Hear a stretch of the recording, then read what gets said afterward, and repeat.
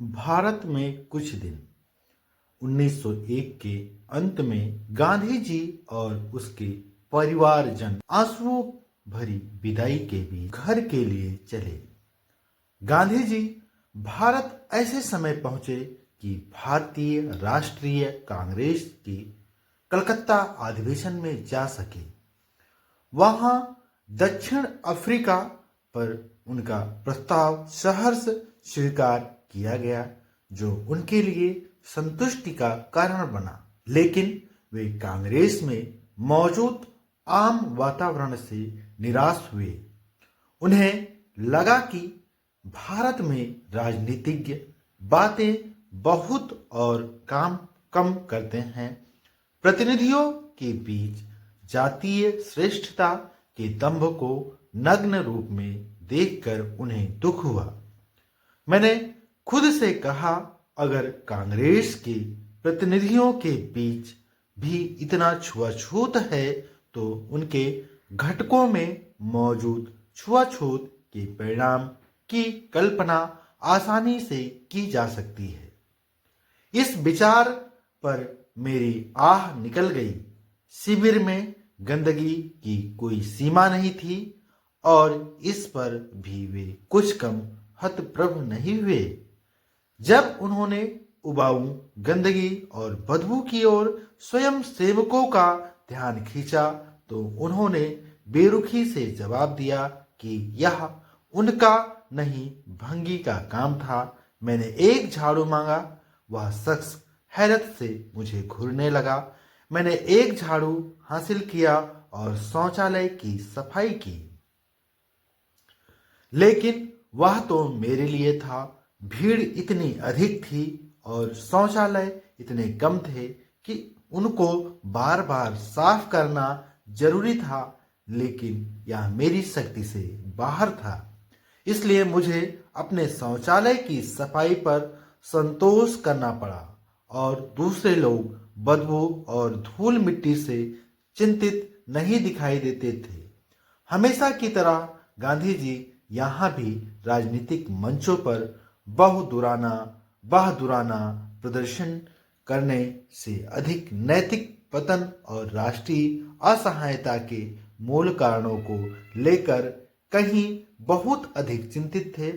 अब तक जनता की निगाह में तो नहीं, लेकिन उनके अंदर जो वास्तविक गांधी उभर चुका था, वह न तो ऐसा संत था, न जो भटक कर राजनीति में चला गया हो, और न ऐसा राजनीतिज्ञ था जो धर्म की बातें करता था, भले ही वह कभी कभी एक या दोनों नजर आता रहा हो। इसकी बजाय वह ऐसा बहुत व्यावहारिक समाज सुधारक और तीक्ष्ण प्रेक्षक था जो अपने अनेक खेलों को चीर कर देख सकता था और तथाकथित सभ्यता का अवतरण चाहे जितना ही मोटा और सुगंध में बसा हुआ हो, उसे चीर कर भ्रष्ट आचरण की दुर्गंध को सूंघ सकता था।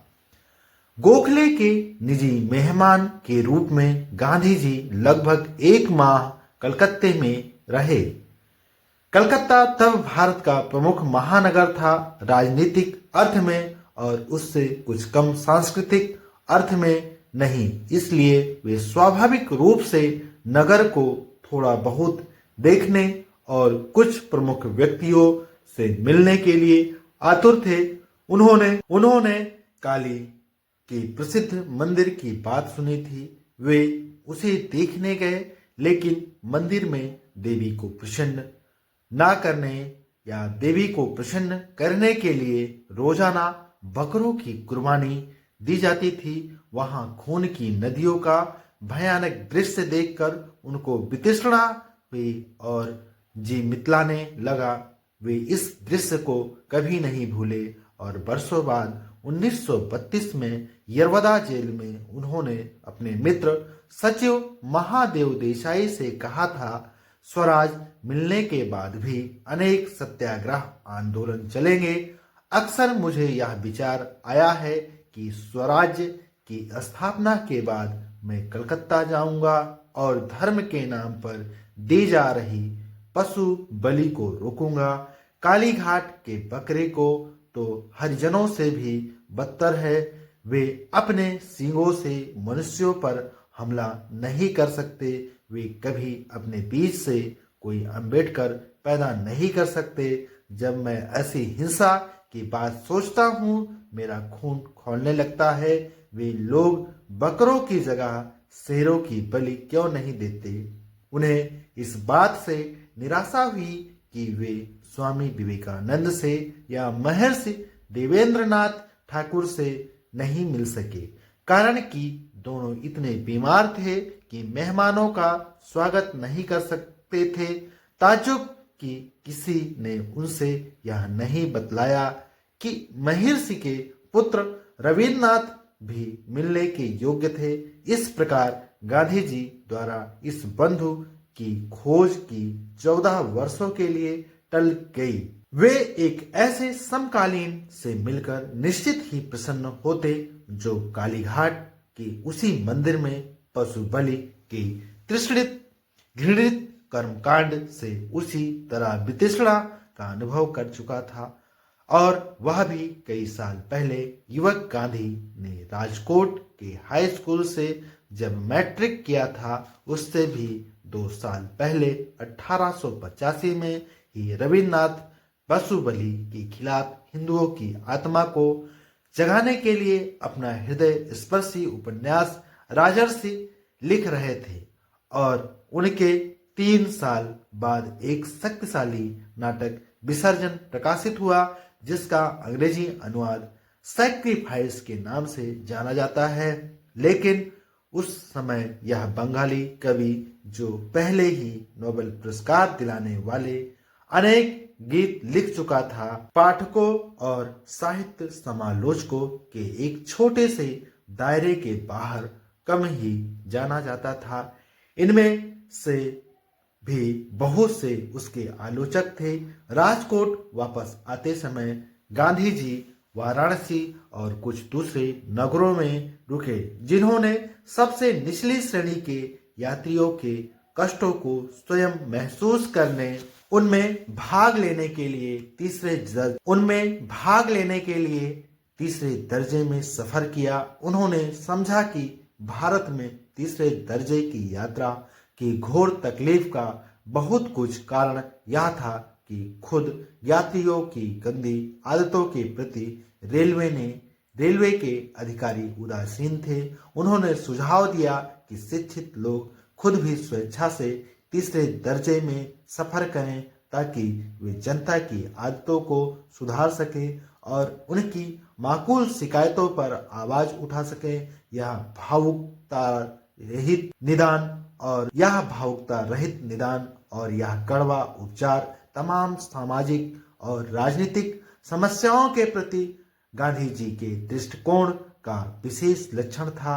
खुद इसे करो और हीन से हीन के लिए अधिक से अधिक प्रयास करो। उन्होंने राजकोट में ही बस जाना चाहा और वहां कानूनी पेशा भी करने लगे, लेकिन जल्द ही उन पर दबाव पड़ने लगा कि वे अपना दफ्तर मुंबई ले जाएं, जहां बैरिस्टर और जनसेवक दोनों रूपों में उनको बेहतर अवसर मिलेंगे। लेकिन भाग्य को कुछ और ही मंजूर था। अभी गांधी जी का घर मुश्किल से बसा था और पेशे से उनको संतोष का अनुभव होना आरंभ ही हुआ था कि डरबन से उनको एक समुद्री तार मिला। उनसे प्रार्थना की गई थी कि बिना देर किए लौटें और उस प्रतिनिधि मंडल का नेतृत्व करें जो जोसेफ चैम्बरलेन से मिलने के लिए जाने वाला था। तब आशा थी कि चैम्बरलेन जल्द ही वहां आने वाले थे, इसलिए अपने परिवार को पीछे छोड़कर गांधी जी एक बार फिर से उस अभिशप्त देश की यात्रा पर चल पड़े। नमस्कार दोस्तों, जय हिंद, जय भारत। ये गांधी जी के कुछ दिन जो है भारत में एक छोटी सी कहानी थी जिसको मैंने आप सभी के सामने रखा। और कैसी लगी ये कहानी आप कमेंट करके बताएं दोस्तों। और क्या आप सभी ऐसी कहानी सुनना चाहते हैं तो इस चैनल को सब्सक्राइब करें और वीडियोस को लाइक करें और आप सभी के साथ ऐसी छोटी मोटी कहानियाँ लाते रहेंगे। बाकी जो है बच्चों को पढ़ाने के लिए जो कहानियाँ जो आपका एजुकेशन वाला क्लास चल रहा है वो तो चल ही रहा है, वो तो चलेगा ही। बाकी बीच बीच में ये छोटी छोटी स्टोरियाँ भी आप सभी के लिए लाता रहूँगा।